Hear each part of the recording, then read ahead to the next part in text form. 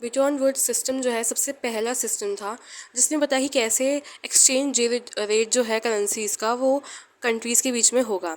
ये जो फाउंड हुआ था ये पोस्ट वर्ल्ड वॉर सेकेंड के बाद हुआ था और ये 1945 टू 1972 तक रहा था। इसमें ये था यूएस डॉलर जो था उसे फिक्स करा गया था गोल्ड के रेट पे, जो रेट मैंने दे रखा है उस पर। और जो दूसरी कंट्रीज़ थी बाकी वो अपनी करेंसी की वैल्यू उस पे फिक्स रखी थी।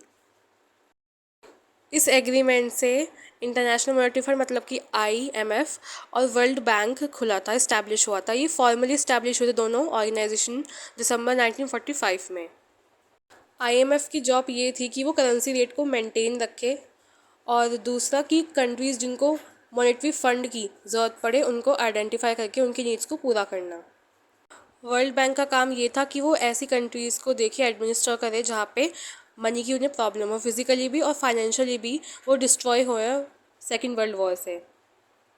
इसका मतलब है वो कंट्रीज़ जो फिजिकली और फाइनेंशियली मतलब कि उन्हें नुकसान हुआ हो, फाइनेंशियली भी, पैसों का भी, और फिजिकली भी उनकी टेरिटरीज़ में कुछ नुकसान हुआ हो, उसको पूरा करने के लिए आए। कोलैप्स एंड क्रिटिसिज्म, जैसे कि मैंने बताया 1972 में ये कोलैप्स हो गया था। तो इसके पीछे रीज़न क्या रहे थे, क्या क्या इसका मतलब क्रिटिसिज्म हुआ, किसमें क्या कमी थी। सबसे पहली बात, जो यूएस के गोल्ड सप्लाई थे वो इनसफिशेंट थे और वो डॉलर्स के मुकाबले सर्कुलर नहीं हो पा रहे थे।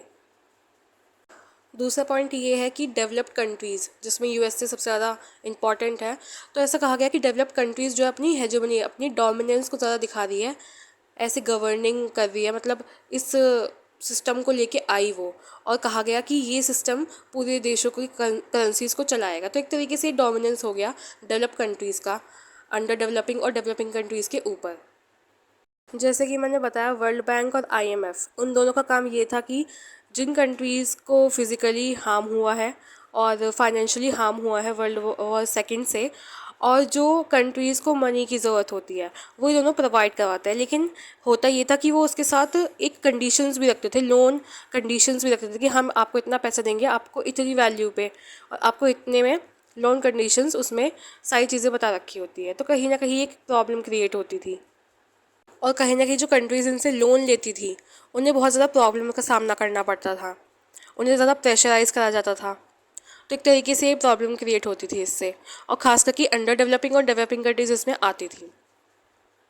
वर्ल्ड बैंक जो था वो अपना इंफ्रास्ट्रक्चर प्रोजेक्ट लेके आए और वहाँ पे कहीं ना कहीं सोशल और इन्वायरमेंटल प्रॉब्लम्स का सामना करना पड़ा उन लोगों को जहाँ पे ये इंफ्रास्ट्रक्चर प्रोजेक्ट बन रहा था।